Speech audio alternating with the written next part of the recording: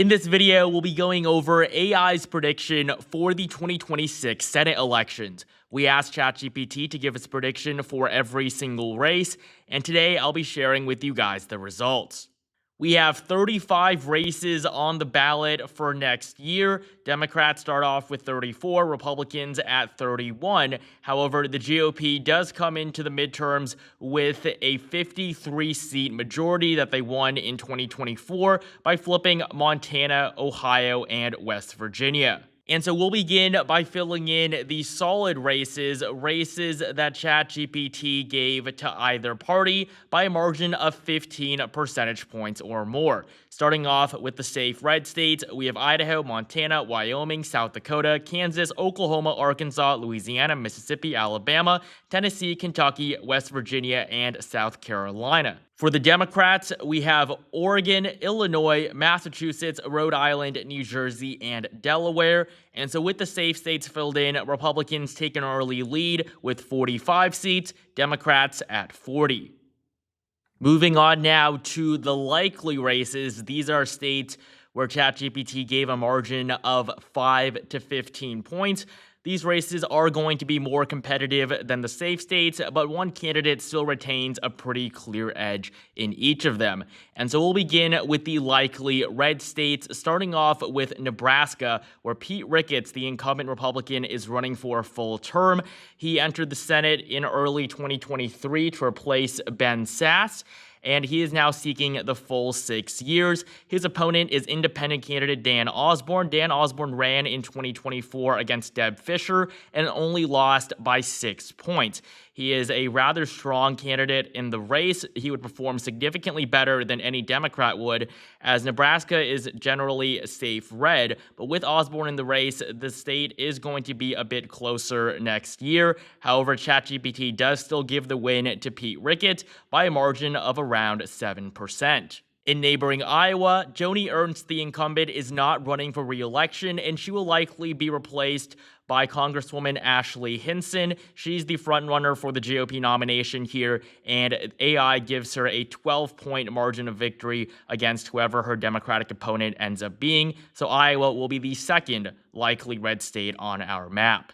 In Ohio, though, we have a much more interesting race. This time, it's Jon Husted running for re-election. He came into office earlier this year to replace J.D. Vance, who, of course, became vice president. And his opponent is going to be Democrat Sherrod Brown, the former 3-term senator that lost in 2024 to Bernie Moreno by just under 4 points. And so Brown is trying to take his old job back. And according to the markets on Kalshi, Republicans have a 64% chance of retaining the seat, and our AI model gives the win to Jon Husted by 6%. It is going to be closer than it would have been if Democrats nominated a more random Democrat that wasn't such an established one like Sherrod Brown. However, ultimately, it's unlikely the Democrats are going to win here. Ohio has voted Republican in the last 3 presidential elections, and it will give Republicans their 48th seat. Moving down to Texas, John Cornyn is seeking a 5th term. He was first elected all the way back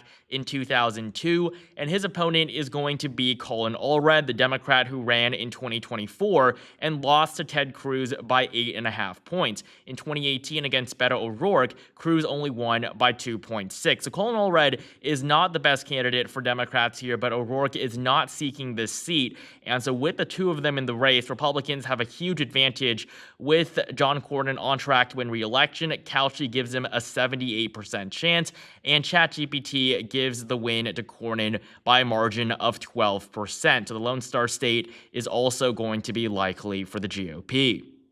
In Florida, we have another new senator running for re-election, just like in Ohio. This time, it's Ashley Moody, who got her seat after Marco Rubio resigned to become Secretary of State. She is on track to win her re-election to a full term, and our AI model currently gives her the win by a margin of 12%. Florida has been shifting more and more to the right. Just look at 2022. When Marco Rubio won his re-election by 16 points. Senate elections, presidential elections, these races are no longer competitive in Florida, and so Florida will also be likely red, and so will Alaska, where Dan Sullivan is running for re-election. He might be running against Mary Peltola. We don't exactly know what race she's running for yet. She's either going to run for Senate or governor, but in the Senate election, Republicans are in a strong position. The incumbent Dan Sullivan is on track to win by 14%, according to our AI model. And so with all of the solid and likely Republican states filled in, they're currently at 51 seats. And now for the Democrats, there are a few races that they're going to win rather easily as well, but they're not going to be classified as solid. We'll begin in the Southwest with Colorado and New Mexico. We have John Hickenlooper and Ben Ray Lujan, both of whom were elected in 2020. They won by pretty large margins, and they're going to win by likely margins once again. These two races are not going to be overly competitive. In Virginia, Mark Warner is on track to win his re-election. He's been in the Senate since 2009. And with Glenn Youngkin likely not running for the seat, it's going to be an easy win for Democrats. Currently, ChatGPT gives it to Warner by a margin of 12%. And so with the likely and solid states now filled in for both parties, Republicans lead 51 to the Democrats' 43. We're now going to move on to classify the lean states, races that will be decided by 1 to 5%. These races are going to be highly competitive, and they could realistically go either way. And so we'll begin in Michigan. This is the best opportunity for Republicans to flip a seat on the entire map, as incumbent Democrat Gary Peters is going to retire. And so Democrats are likely to now nominate Mallory McMorrow, a member of the Michigan State Senate, to run against Mike Rogers. He is the frontrunner for the GOP nomination. He ran in 2024 against the now Senator Alyssa Slotkin and lost by a shockingly small margin, less than half a percentage point. Nobody thought that Mike Rogers had a chance in this race, but this election ended up being the closest one on the entire map. And so Mike Rogers has already received the endorsement of President Trump. He is going to win the nomination. And according to the odds on Kalshi, Democrats do have an advantage here. But ultimately, Michigan is a swing state. It voted for Trump in 2016 and 2024. And Mike Rogers is an exceptionally strong candidate on the Republican side. And so according to our AI model, Republicans are on track to win here by a margin of 3%. Michigan is going to be the first lean state on our map.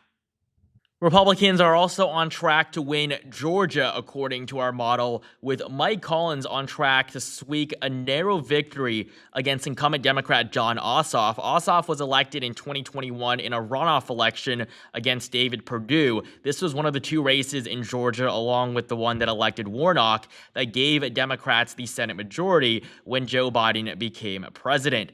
And so Jon Ossoff is a rather strong incumbent, but Mike Collins is also a strong challenger. And of course, Georgia voted for Trump by around 3 points in 2024. It is still a Republican-leaning state. It has a Republican governor that was reelected by a wide margin in 2022. That, of course, is Brian Kemp.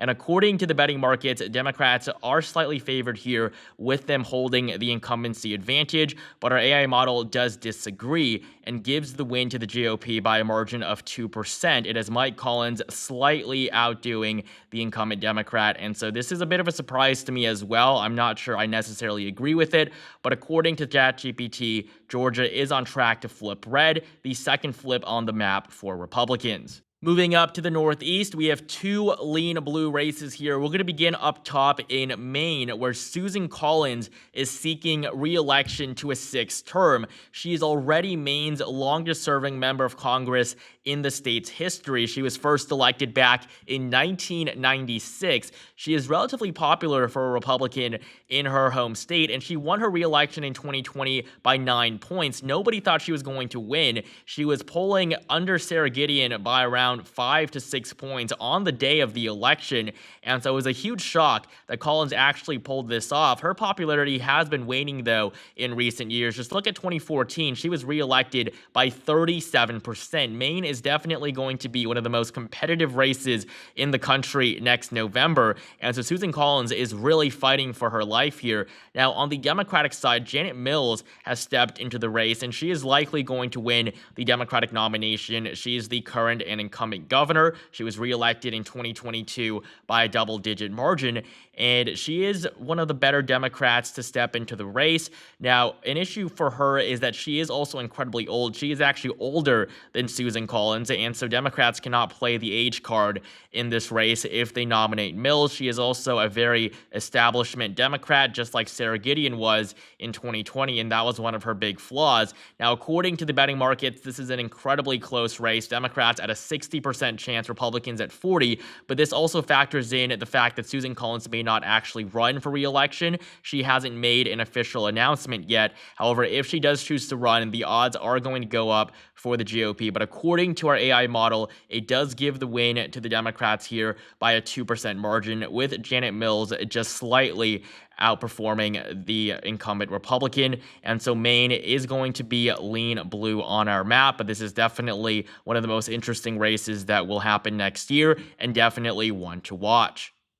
In neighboring New Hampshire, Democrats currently hold this seat with Jeanne Shaheen as the incumbent, reelected in 2020 by 16 points, but she is retiring, and so Democrats are likely to nominate Chris Pappas, a current congressman, to run against John Sununu, a former U.S. senator who was in the Senate from 2003 to 2009. He lost his reelection in 2008 to Jeanne Shaheen, and he is probably the best candidate Republicans can nominate in this race. He is the older brother of Chris Sununu, who just finished 4 two-year terms as governor of the Granite State. The Sununus are very popular in New Hampshire, and so this race is a lot closer than it would have been if Democrats nominate anyone else. And so looking at the odds, Democrats are still favored here with a 77% chance of winning, but this is also one of the most interesting races that we have. Democrats are likely to come out on top by a very slight margin, but it is going to be close, and ChatGPT currently gives the edge to Chris Pappas by a margin of 4 points. New Hampshire is also going to be lean blue. And the final lean state on our map is going to be Minnesota, which AI gives to the Democrats by a 4-point margin. Peggy Flanagan is the Democratic frontrunner. She is likely to run against Royce White, who was the nominee for the other Minnesota seat in 2024. He lost to Amy Klobuchar by 16 points, but Amy Klobuchar is also incredibly popular in her home state. According to the market odds, Democrats have a very high chance here, 89%, but Minnesota has been shifting to the right, and that's one of the big reasons why our model may put the state in the lean category, as in the last presidential election, Kamala Harris only won Minnesota by 4 points, and this is with Tim Walz, the state's literal governor, on the ballot with her as her running mate. And so Minnesota is going to become more and more competitive in the coming years, but 2026 is probably not when they're going to flip a Senate seat in the state. And so Minnesota is going to be lean blue, and so with just one state remaining, this is the only tilt state on the map, North Carolina, Republicans lead 53, Democrats 46. And so in North Carolina, the Tar Heel state is currently represented by Thom Tillis, who narrowly won re-election in 2020 by just under 2 points. He would have lost this race if not for the fact that in the last month, Cal Cunningham was exposed in a sexting scandal that led to his wife divorcing him. And so if that didn't happen, Cal Cunningham would be a sitting member of the Senate instead of Tillis. And so this time Tillis has chosen to retire, which was probably the smart decision. He probably wasn't going to win anyways. And so Republicans are going to nominate Michael Whatley. He already has the support of President Trump. He is the former chair of the Republican National Committee, and he basically stepped down from that position to run for this seat. And he currently does lag slightly behind his Democratic opponent, Roy Cooper, in the polls, mainly as a result of Whatley not being known too well statewide. However, Roy Cooper is very well known in North Carolina. He is the former 2-term governor that just left office earlier this year. And so Roy Cooper is definitely the best candidate for Democrats, and that is why they are favored here, with them at a 62% chance of winning. However, you do have to remember that Republicans have won North Carolina in all 3 of the last 3 presidential elections, Donald Trump winning it in 2016, 2020, and 2024. This is definitely going to be a very close race, but ChatGPT currently gives North Carolina to the Democrats by a margin of 1%. It is going to be the only tilt state on the map. And so this is it. This is AI's prediction for the 2026 Senate elections. Republicans winning 53 seats, Democrats at 47. It may not seem like much change from where we were after 2024. However, we actually have 4 flips on the map. The reason both parties are in the same position is because they both each flip 2 seats. Republicans are on track to take Michigan and Georgia, while Democrats are on track to take North Carolina and Maine. And so it's going to be a very interesting cycle. We have a lot of highly competitive races with big, well-known names on the ballot, and we'll keep you guys updated here on the channel, of course. Thank you guys so much for watching. Make sure you like the video down below if you enjoyed it. Comment down below which races you're watching, and do you think these flips will actually happen next year? And make sure you subscribe so you don't miss out on our content, and I'll see you guys in the next video.